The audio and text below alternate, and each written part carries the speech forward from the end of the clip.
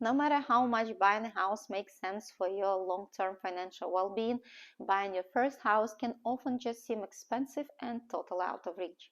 That leads to many younger people putting off buying a home until later in life than they might have if the costs were lower. Buying a home when you are under 35, however, gives you some precious years of building equity, wealth, and long-term financial well-being, while your peers are still renting or living at home. Buying your first home is about to become a little more affordable due to a recent move by the Department of Housing and Urban Development through the Federal Housing Administration to reduce how much mortgage insurance premiums are for FHA borrowers. FHA loans are a common type of mortgage for many first-time buyers. They are insured by the federal government and have less strict guidelines, which are helpful for the buyer with lower credit score or a lower down payment to buy a home.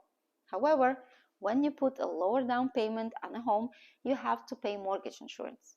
The premiums for that mortgage insurance is what FHA is lowering, and they will now be $800 less per year on average. Not a bad chunk of change to save on a yearly basis. That said, it might seem like a drop in the bucket of what you would need in order to make buying a home affordable. If you want to join the ranks of the approximately 40% of younger homeowners, here are a few other ways to shave down the cost of buying your first home and make it even more affordable. You don't need to buy a big house. The chances are you will end up selling your first home and buying another or two in your lifetime. So don't think you need to be able to buy a house that will suit your future needs. Focus on buying a home that meets your needs for now and in the near future. You don't get caught up in trying to impress your friends and family with how big of a house you have, because owning one at a younger age is impressive enough. Furnish it within the budget. Another great reason for buying a smaller house is that you don't have to spend as much to furnish it. The bigger the house, the more rooms it has and the more furniture you have to buy. But even when you buy a smaller house and need less furniture, you should try to furnish it on a budget. Look for good deals and discounts rather than raking up a credit card bill that you will be paying off longer than the more expensive furniture will last. It doesn't have to be your ideal location.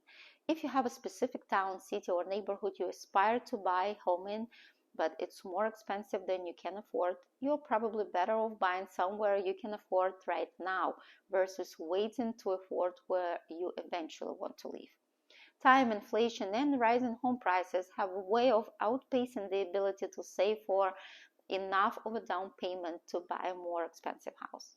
You are better off buying in another area now and letting those economic factors help you grow your wealth and equity so you can trade up to a more expensive home in the area you truly want to live in a few years. Try and beat what you would pay in rent. This is a double dip scenario. You pay less per month than you would in rent and accrue equity and wealth while doing so.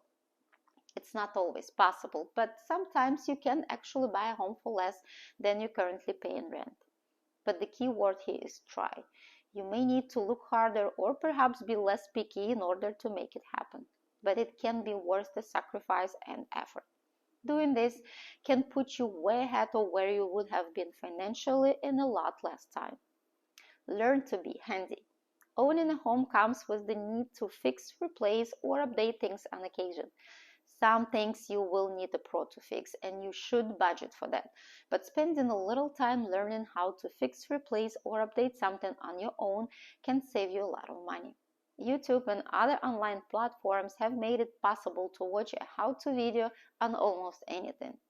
Combining a few of those tips along with the lower mortgage insurance premiums will go a long way in making it more affordable to buy your first home now rather than years from now. I hope this information was helpful. As always, if you have any questions, comments, or concerns, please don't hesitate to call me.